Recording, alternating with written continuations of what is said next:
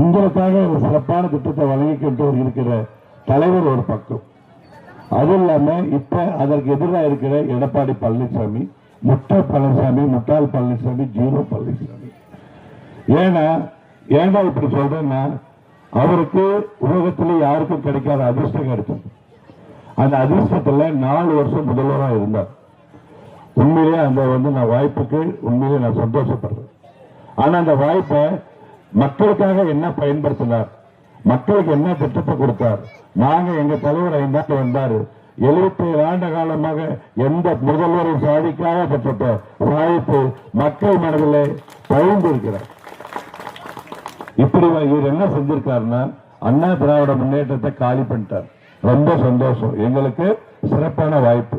அது மட்டும் இல்ல, அவர் என்ன பண்ணிக்கிறாரு, இன்னைக்கு சாதாரண பழனிசாமி, ஒன்னில்லாத பழனிசாமி பல லட்ச கோடிக்கு அதிபதியா இருக்கார்.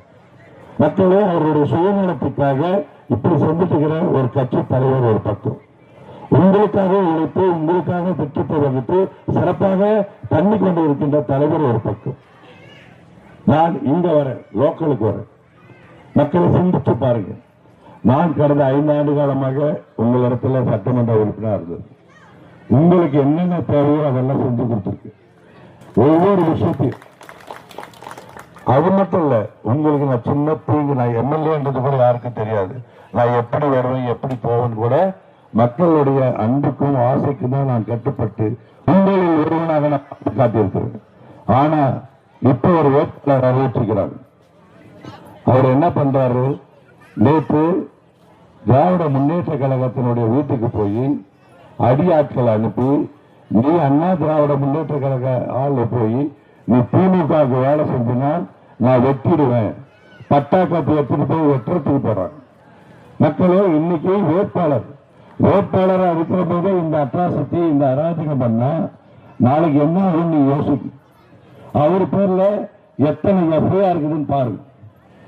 லேண்ட் ஸ்கிராப்பிங்ல எஃப்ஐஆர், ரவுடிசத்துல எஃப்ஐஆர். இப்படிப்பட்ட ஒரு ஆளுக்கு அண்ணா திராவிட முன்னேற்றத்துல உங்களுக்கு சீட்டு கொடுத்துக்கிறாங்க. அவர் வந்தா என்ன நடக்கும் நீங்க பாருங்க. எல்லா பேப்பர்லயும் பாருங்க, நியூஸ்லயும் பாருங்க, நேற்று என்ன நடந்துச்சு. உங்களுடைய இன்னைக்கு வந்தது உங்களுடைய உரிமை. உங்களுடைய நான் கேட்கறது உங்ககிட்ட, நாங்க ஐயா நீங்க நீதிபதியா இருக்கீங்க, உண்மையா உழைப்போம், எனக்கு நீங்க இதை பண்ணி கொடுங்க, நீங்க நீதிபதியா இருந்தா அதை செய்யுங்க நான் வேண்டி கேட்கிறேன். ஆனா அவர் மிரட்டி கேட்கிறார், பட்டாக்கத்தை எட்நூறு கேட்கிறார். அவர் பேர்ல ஹிஸ்டரியை பாருங்க. அவர் யார்? உங்களுக்காக ஒரு சிறப்பான திட்டத்தை வழங்கிக்கிட்டு இருக்கிற தலைவர் ஒரு